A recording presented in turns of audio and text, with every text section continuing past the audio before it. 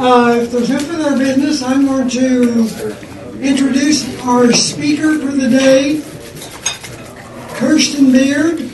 She works at the Department of Human Services here in Alva, and she's going to talk to us about child welfare and care. Okay, Kirsten? Here's the microphone. Microphone.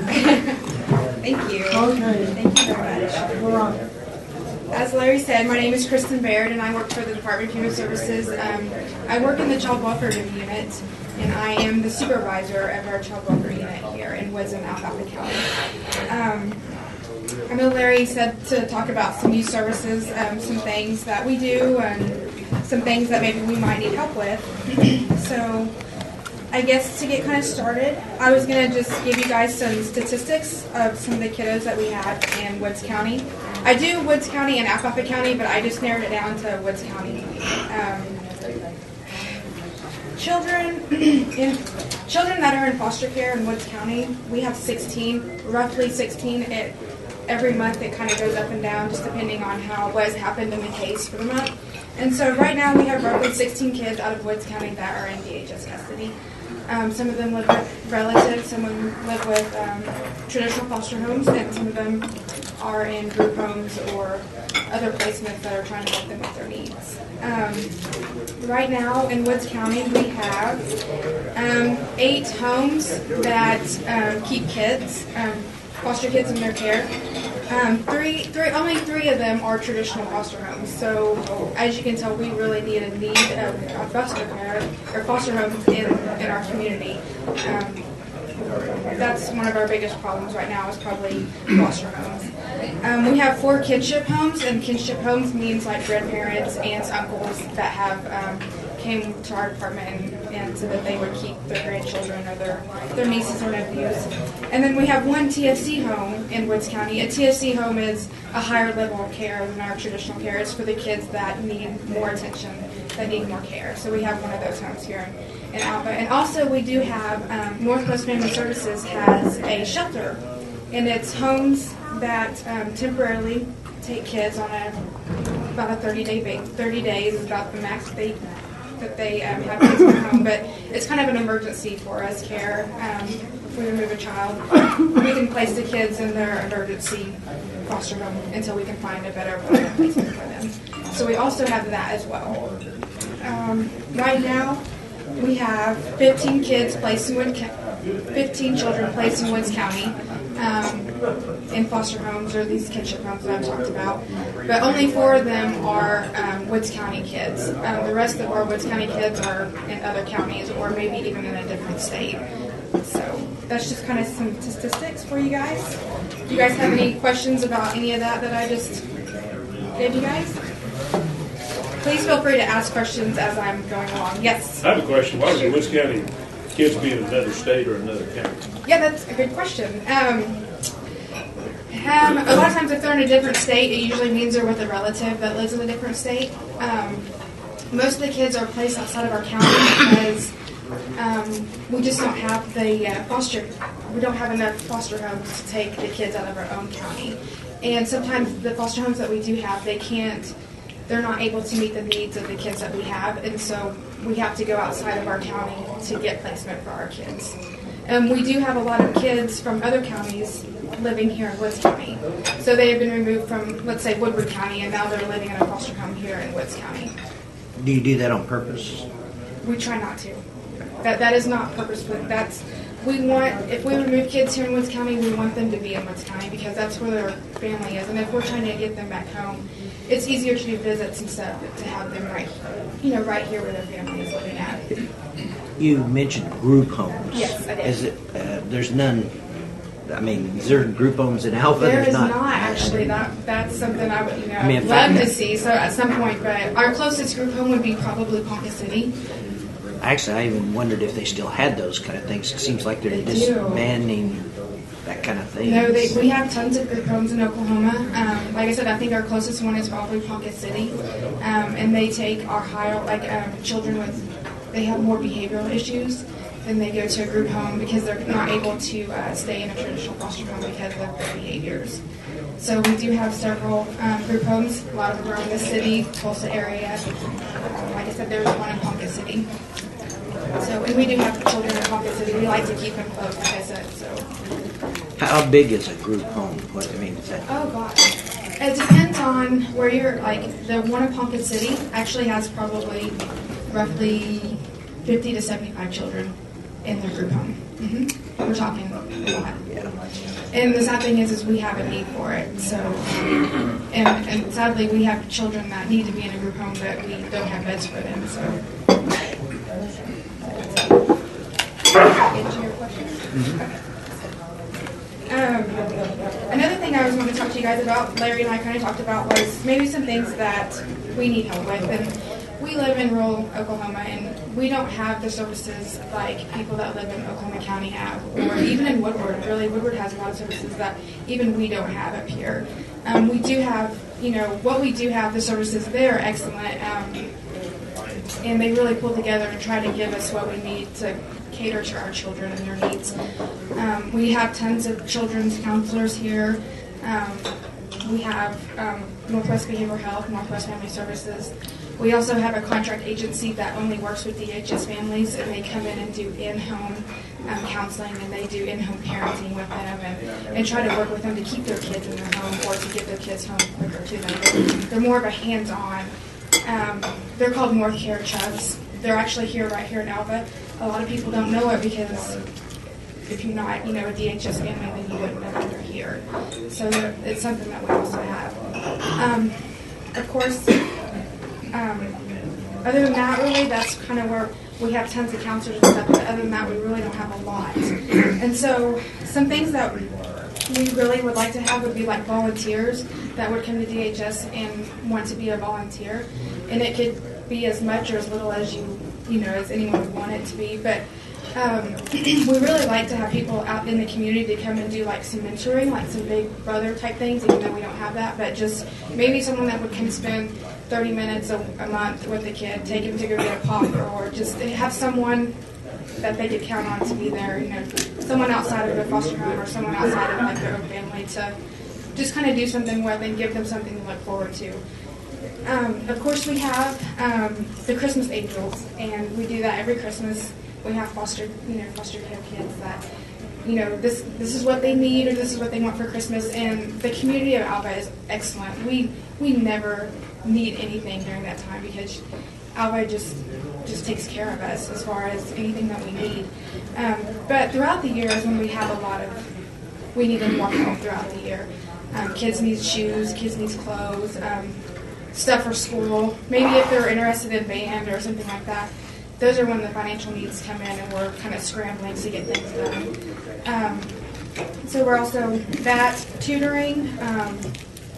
We always are needing tutoring for kids to help them with schoolwork. Sometimes when they come into our care, they are behind educational-wise, and we're needing to give them a boost in their education. And so sometimes we're always looking for tutors and stuff like that. So those are the things that we are kind of, looking for in the community. Of course, if any of your foster parents, please see me afterwards. We definitely need those, but just any little help or anything that you guys can assist or know of anyone that can assist us, that would be just greatly appreciated, of course. Other than that, I really don't know. I brought some other things, just regular child abuse and neglect. We got a hotline yesterday. I thought the homes, the people that did that were compensated financially to purchase the shoes and all of that kind of miscellaneous stuff. And they sure are. They are compensated on a monthly basis. I can't give you like a rough figure, and sometimes it just doesn't cover. It depends on how much, if they're needing. They are compensated, but sometimes it's not quite enough, I guess I should say, to help take care of their needs. To the tune of $700 or $800 a month. What's that? I'm sorry. So it isn't in the vicinity of $700 or $800 a month? I would go lower than that, a lot lower actually. Depending on the age and depending on how many kids are in their home, how many other foster kids are in their home. But and sometimes something I want you to keep in mind is a lot of the kinship, a lot of the family members that take kids into their care, like take my grandson or my granddaughter, they don't get reimbursed. So they're doing it out of their own pocket. So that's just one thing. Because when you consider their family, a lot of times, sometimes they are paid and sometimes they're not. It just depends on kind of the situation. So.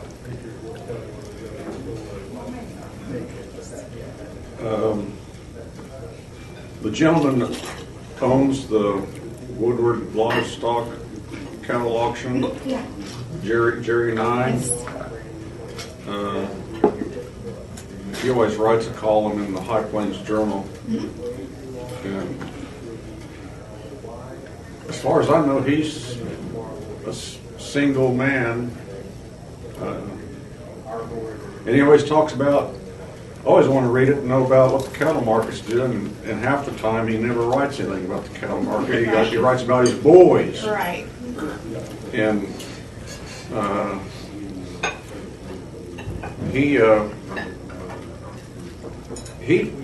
he treats them pretty rough. Like, you know, I mean, like they're expected. He says in there they're expected to get their homework done, and then when they get their homework done, guess what? I mean, they load up in the pickup and they go out to the sale barn and work. And he said, you know, they're just. He doesn't show them any favoritism. He said they work hard, but I really didn't know you could do that to like foster kids. Sure. I mean, you know, I would hope that a foster parent would treat their foster children just like they would treat their own children, I guess. We really don't, I mean, of course we have high standards, but it's not so unrealistic, you know, to be a foster parent, it's really not difficult, and we really don't set a lot of difficult guidelines for you guys, or as, you know, foster parents. We don't want to make it difficult, but of course we want them safe and we want them loved and taken care of, but, I mean, we really don't have a lot of strict, the only thing that I would consider that you can't do, you can't spank a foster child. Other than that, that's really, as far as discipline and stuff like that, you're really, you know, if I had a foster child, I would ground them just like, or have them, I mean, my family has a farm, I would have them work on a farm just like my own son does. I mean, so, you know, you don't have to treat them with, you know. No, he doesn't have them on a silver platter, believe me. His stories are pretty graphic, what he does with his foster boys. So yeah, as long as they're safe and taken care of, and I'm sure, I don't know anything about his home or anything like that, but I'm sure that, you know, and we go in on a monthly basis and check on kids that are in foster care, so we try to, you know, make sure that they are safe in the home that they're in, but we do want them, if you know, if you do live on a farm, then then of course those kids are by all means able to help with that. So yes, you guys. What's the average time that a child spends in foster care? That is a really good question, and I'm sure that there is stats for that. I would say, just off the top of my head, sadly, I would say a year and a half to 2 years. Sadly. I would say that is to reach permanency, and what I mean by permanency is if the parents are able to get them back, then we look for terminating the parents' rights, and then getting them adopted into another home, or getting them into a guardianship with grandma and grandpa or something like that. So, but we do give the parents a lot of time to get, you know, to correct the conditions that led their children to be taken away from them. We give them a lot of time. We try to help them as much as we can, and a lot of times that is a lengthy process, so it does take a longer time. We would like for it to be a quicker process. We would like for it to be about 6 months, but sometimes that just doesn't happen. Yes, sir. Well, in connection with what Mark said, I think I'd be remiss in not bringing up that Jerry Nine is Lynn and Daniel's nephew. Very fine family, the Nine family, and Jerry's a fine person. he's adopted several little boys at a very young age. And he's not married, has never been married. He has people that come there and take care of those kids when he's not there. They feed them, they make them mine. Right. He does take foster children and he does make them work and learn responsibility. And I have not heard of one child in Jerry's care that doesn't think that he's the greatest thing that ever happened. Jerry's a very devout person. He's okay, responsible, a very successful businessman and rancher, cattle buyer, and I think the world of him. Yeah. I don't know Jerry personally, and I definitely don't know his cases personally because we don't deal with them. But I just know that I agree. Like I've heard good things about his home, and we do as foster parents. I mean, we do want them to show them responsibility and a stable home because that's something that they didn't have. A lot of times they come in to foster care, they don't know what being stable means, and they don't know what responsibility means. And so those are things. I mean, it's kind of tough love, but sometimes to teach them that. And I'm sure Jerry does that, and that's looked at in my book as a good thing. So, yes, sir. One more question. How does your work interspace with Northwest Family Services? Oh, yeah. Northwest Family Services and us, we work every day hands-on together. I bet I talk to one of their people on a weekly basis. They provide counseling for our children, for our foster care kids. They also do what we consider preventive work, where if we have a family that we feel like could use some parenting or anything, then we refer them to Northwest Family Services, and they go in and they also have like a hands-on, and they teach them basic parenting, and they do different things with the family, and they're amazing. I couldn't speak any highly of them. They really help us out, and they really try to help cater to our needs of rural America because they know that that we don't have a lot of the resources, and they try to help fill that void. So they're awesome. Yes, sir. What would you say would be the top 3 reasons as to why that parent-child relationship disintegrates and DHS has to be involved? Okay, that's a good question. And also, I was going to add to you is since I came into the supervisor position about a year ago, I've noticed that we've had a big influx of kids coming into our system as to whenever I was a worker. And we've had more kids coming in, and I'm trying to figure out what it is that's bringing these children in. And I'm sure you guys know, we have tons of people coming in from out of state for oil field. I mean, it is amazing. We come in contact with these families. They've been here for 4 days, and they're living in travel trailers, because the dad is here working in the oil field business. It's amazing. And so I just wanted to add that so you guys would kind of be aware that we do have a higher number of kids coming in, and I think we have a higher number of people moving into Alva for that reason. The top 3 reasons for children being removed, probably the top one would be substance abuse. That's a big thing in our community. Methamphetamines is still here, and it's still alive, and it's still affecting families. And that would be probably the number 1 reason. Neglect kills kids more than what abuse does. And so when I talk about neglect, a lot of that neglect happens because mom and dad are strung out, or they have been up for 4 days and now they're crashed, and so now the kids are been found in the streets. They're just not being properly being cared for, and so it kind of adds to that. Let me think. Substance abuse. Domestic violence is something that we kind of deal with on a pretty regular basis. The kids seeing a lot of horrible domestic violence issues in our area, cops being called. That would be another one.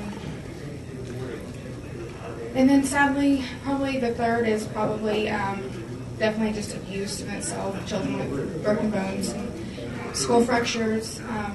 That's probably the saddest part, is there is abuse, and it does occur in smaller infants, children. So that's also another one. You say drug abuse or meth in our area talking to other people, do you see statistics? Is that more of a problem in our area than it is in other places, or is this a pretty common thing I think it's all common over? all the way across the board. I really do. I see it in Enid. I see it in Woodward. In our surrounding, counties, it's pretty much across the board. I feel like I don't think Woods County is worse off by no means. In fact, I would say we're probably better than a lot of the counties, but it's just still there. It's still just kind of thriving in our community. But no, I wouldn't say we're worse off by no means. One of the biggest, we get a lot of calls about moms having babies and testing positive for methamphetamines, and then the babies then in turn test positive for methamphetamines after birth. That's a lot of issue that we get called about. So, but I think that happens. As far as talking to other supervisors and stuff, that happens everywhere. Yes, sir. Of the kids that DHS gets involved with, what would you say would be the ratio between two-parent families and single families? Single families? Well, that's a really good. I should have brought my stats book. Well, full disclosure, I'm on the board of Northwest Family Services. Hey, you're doing good. Catch me up at a later date. No. I would say, I will tell you a lot of blended families. I couldn't, of course there are a lot of single moms or single dads that are struggling out there, but more that what we see is blended families where mom has kids, dad has kids. Sometimes they're raising their, kids together. Sometimes they have kids together. So I would say more blended families is what we see. Of course we do have the single parents and stuff. Sadly, very rarely do we see an actual, biological mom and dad with their children. I mean, of course we do see it, but it's just kind of getting where we see more of the blended families, where they've been divorced or their spouses have passed away and now they're, remarried. So I would say we see more of that than anything. Does that help answer your question? Yeah, I was curious. Yeah. I don't know. We definitely deal with the single parents a lot, just because if they don't have any support, that they struggle and they need a lot of help. And it takes a village to raise a family, and if they don't have that village, then it's just them and it's all on their shoulders. And things can get pretty hectic at that time.